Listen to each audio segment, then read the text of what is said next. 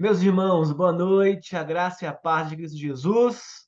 Mais um dia o Senhor nos deu essa alegria de estarmos juntos, cantando, louvando e ouvindo a voz do Senhor.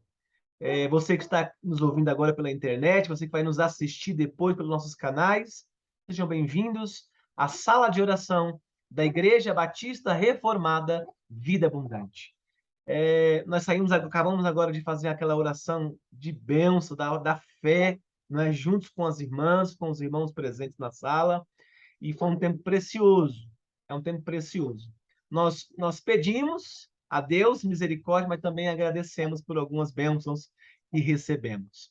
Bem, eu quero continuar falando com vocês, conforme eu prometi, a série de mensagens acerca das 5 solas. Ainda nós estamos em comemoração aos 505 anos da Reforma Protestante, e eu quero, durante algumas quartas-feiras, finalizar, né, ou dar continuidade a esse estudo tão maravilhoso, não é?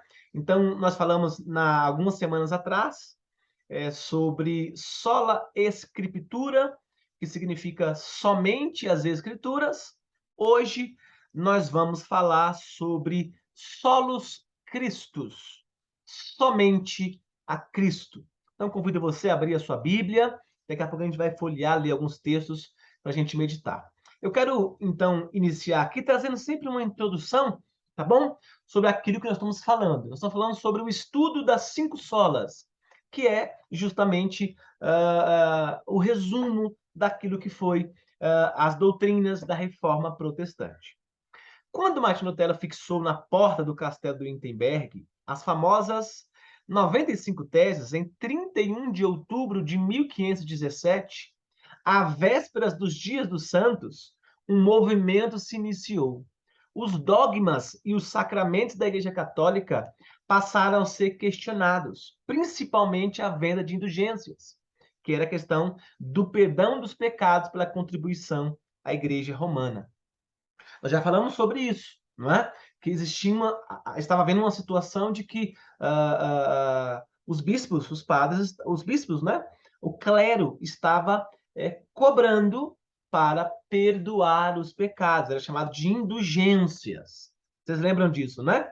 Pois bem. Mas aí, quando Martin Lutero leu Romanos, capítulo 1, versículo 17, ele entendeu que o justo viverá da fé. Ou seja, não havia méritos na salvação. Não havia preço suficientemente alto a ser pago por nós que nos levasse para os céus. Então, o que eu quero dizer aqui para vocês? É que a salvação não poderia ser comprada, desculpa, comprada, não é? Então, a salvação não é com nossos méritos próprios, com nossos esforços próprios, né? Nossas obras, nossos méritos. Não.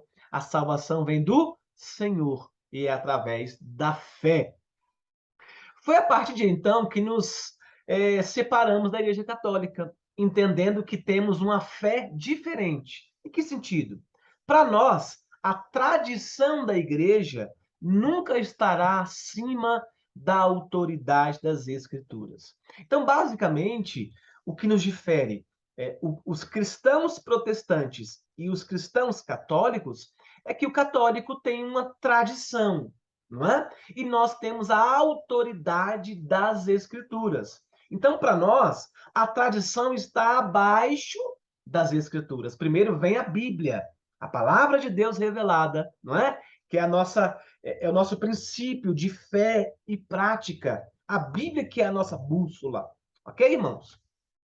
Este ato, apesar de revolucionário ao sistema político-religioso da época, lá em Lutero, em 1517, que governava a vida dos cidadãos da Idade das Trevas. O que eu quero dizer sobre essa Idade das Trevas? Antigamente, o clero ou os ricos dominavam, né? E os ricos que participavam da igreja dominavam os pobres, não é? Por isso foi considerada uma época ou a Idade das Trevas. é visto pelos cristãos como uma reforma, uma volta aos princípios inegociáveis do Evangelho. Da Alemanha, onde aconteceu a Reforma Protestante em 1517, o movimento se espalhou pela Europa e em todo o mundo, gritando 5 gritos, que são as solas, que é aquela doutrina que nós estamos falando. Sola fide, sola escritura, solos Christus, sola gratia e soli deo gloria. Então, essas 5 doutrinas resumiu o motivo da reforma protestante no quesito político-religioso. Agora, alguém pode estar perguntando, pastor Zé, mas por que nós cremos nas 5 solas? Alguém pode estar perguntando, você que vai nos ouvir e assistir depois, você que está nos acompanhando agora ao vivo conosco. Por que a Igreja Batista Reformada da Vida Abundante crê nos ensinos das 5 solas? Primeiro, é a Bíblia. Não é? Então, as 5 solas nada mais é do que as Escrituras. Não é? Então, 5 doutrinas fundamentais. Então, nós, como Igreja Batista Reformada, entendemos que as 5 solas devem definir a teologia de todas as igrejas evangélicas. Que sentido? Pois tratam de questões centrais da Bíblia, que nos diferem de outras religiões. Mesmo em diferentes denominações, o nosso objetivo é, ou deveria ser, cultuar o único Deus e seguir a sua única verdadeira palavra, que é o que, gente? A Bíblia. Não sendo coincidência que uma das solas denominada é sola escritura. Então, a essência de tudo isso é a Bíblia, não é? Lembra que eu falei para vocês? A autoridade das escrituras. Vamos lá. A teologia reformada afirma que as escrituras e a sua doutrina sobre a graça é a fé enfatizada vou reformular aqui melhor para vocês entenderem. É a graça e fé que enfatizam que a salvação é solos Christus, somente por Cristo. Isto é, Cristo é o único Salvador. Então, o estudo de hoje, Solas Christus, né, que é somente a Cristo, vai nos ensinar de que a salvação é somente por meio de Cristo. Depois você pode anotar no seu caderninho aí e ler Atos dos Apóstolos, capítulo 4, versículo 12. É uma lição de casa aí para vocês. Certo? A centralidade de Cristo é fundamentada na fé protestante. Martinho Lutero disse que Jesus Cristo é o centro e é a circunferência da Bíblia. Isso significa que quem ele é o que ele fez em sua morte e ressurreição. São o conteúdo fundamental das Escrituras. Olha o que diz um outro pensador, um outro pastor e um outro pensador teólogo. O Inziglio, não é? Que diz assim: Cristo é o cabeça de todos os crentes, os quais são o seu corpo, e sem ele o corpo está morto. Aí você vai lembrar de um texto que a gente cita muito lá do apóstolo Paulo, onde ele disse que a igreja é o corpo glorificado de Cristo, onde Cristo é o cabeça da igreja. Não é? Não é o pastor que é o dono da igreja. Não é o pastor que manda na igreja. Quem manda na igreja é Cristo. Porque ele é o cabeça da igreja, não é? Ele é quem dá as diretrizes para o corpo, que é a igreja. Ok, irmãos? Vamos lá. Ainda falando sobre Cristo somente, ele é a pedra que foi rejeitada por vós, os edificadores, a qual foi posta por cabeça de esquina. E nenhum outro há salvação, porque também debaixo do céu nenhum outro nome há dado entre os homens pelo qual devemos ser salvos. Está lá em Atos 4, 11 e 12. Então, está explícito aqui no texto bíblico de que de que Cristo é o nosso Senhor. Afirmar somente Cristo é dizer que só Ele nos salva do pecado. Somente Ele é mediador entre Deus e os homens, não havendo é, santos, papas, apóstolos, profetas ou outras figuras capazes disso. Então, para nós, a gente entende que não há uma figura em uma imagem ou alguma pessoa, não é? Então, não é o apóstolo que nos representa, não é o papa, não é o padre, não é o pastor, não é o profeta. Não. Quem nos representa e quem nos é o mediador entre homens e Deus é Jesus Cristo, né? Que foi homem, que veio à terra por nós, que morreu na cruz por mim e por você. Ok, irmãos? Bênção isso, né? Olha o que diz Timóteo, se você puder abrir, Timóteo, 1 de Timóteo 2:5. Quem pode abrir esse texto para mim? Talvez não dê tempo a gente ler, você lê, mas eu vou ler aqui rapidamente, tá bom? Para a gente tentar concluir aqui esse estudo. 1 de Timóteo, anote aí, 2:5. Olha o que diz. Porque há um só Deus e um só mediador entre Deus e os homens. Quem é aí, irmãos? Jesus Cristo, homem. O que quer dizer aqui esse texto? Que Jesus Cristo é o único mediador entre homens e Deus. Está claro aqui. Um outro texto interessante é João, Evangelho de João, versículo 14, capítulo 14, versículo 6. Evangelho de João 14, 6. É um texto muito conhecido, você conhece. Olha o que diz. Disse-lhe Jesus: eu sou o caminho. Quem é o caminho? Jesus. A verdade e a vida. Quem é o caminho, a verdade e a vida? Jesus Cristo. Aí o texto termina assim, ó. Ninguém vem ao Pai senão por mim. Mim quem? Por Jesus. Então, esses textos estão deixando muito claro que existe um mediador entre homens, entre os homens e Deus. Quem é, gente? Jesus Cristo. Ok? A obra redentora, ou seja, o plano da Trindade para salvar a humanidade, dependeu exclusivamente de Cristo. A única contribuição que nós demos nisto foi o nosso pecado, sendo nós unicamente culpados por ele.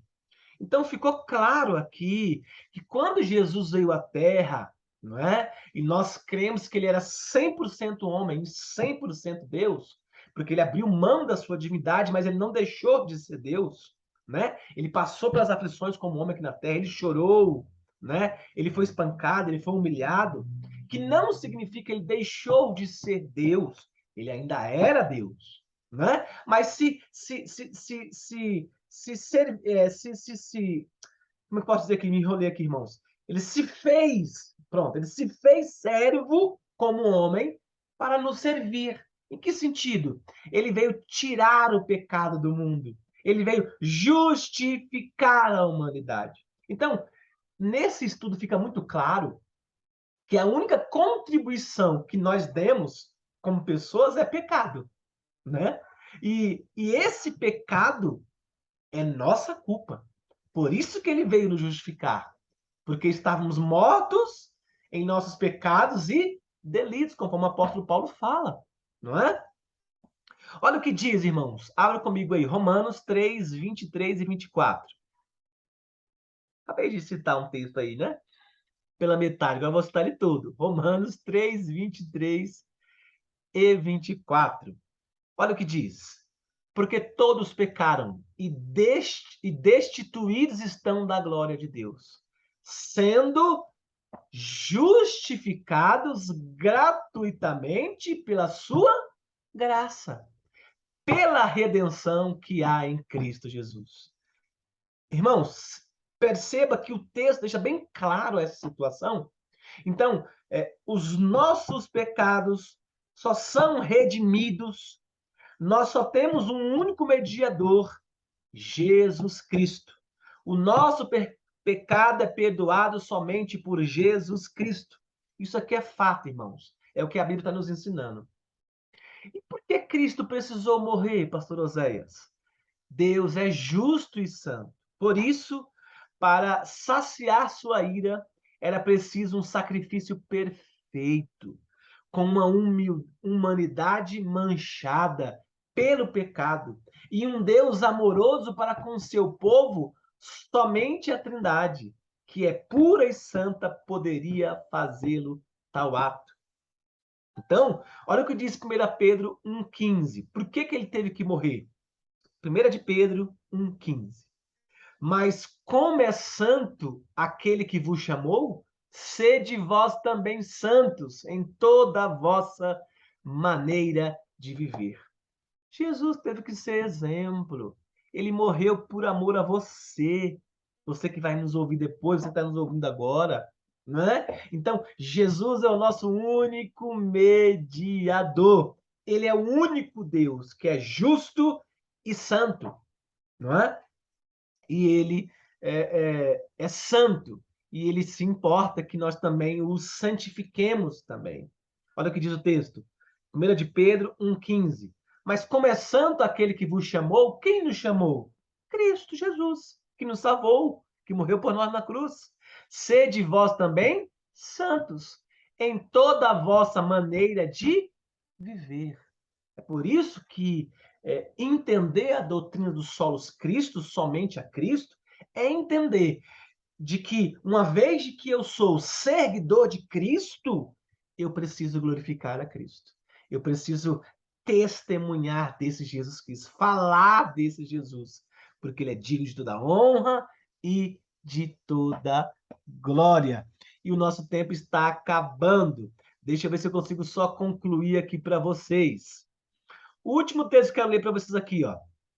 Isaías 53:10. Todavia o Senhor agradou Moelo, fazendo-o enfermar, quando a sua alma se puser por expiação do pecado. É o que ele fez por nós. Ele expiou, né? Ele nos justificou. E o último texto, João 11:25.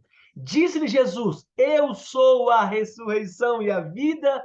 Quem crê em mim, ainda que esteja morto, viverá. Então, creia em Cristo, mesmo que você esteja morto, em algum sentido, morto espiritualmente, morto financeiramente, pessoalmente, se você estiver em Cristo, viverás em nome de Jesus. Queridos, esse foi o nosso estudo de hoje. Obrigado pela paciência. O tempo foi pouco, mas eu acredito que eu consegui passar o conceito dos solos Cristos. Ele é o único mediador, somente Cristo. E ele é o único que pode perdoar nossos pecados. Tá bom? Deus te abençoe, semana de bênção e até quarta-feira que vem. Tchau, gente. Deus abençoe, viu? Deus abençoe. Vamos continuar orando pelos outros. Deus abençoe. Fique na paz. Semana que vem estamos de volta, hein? Tchau.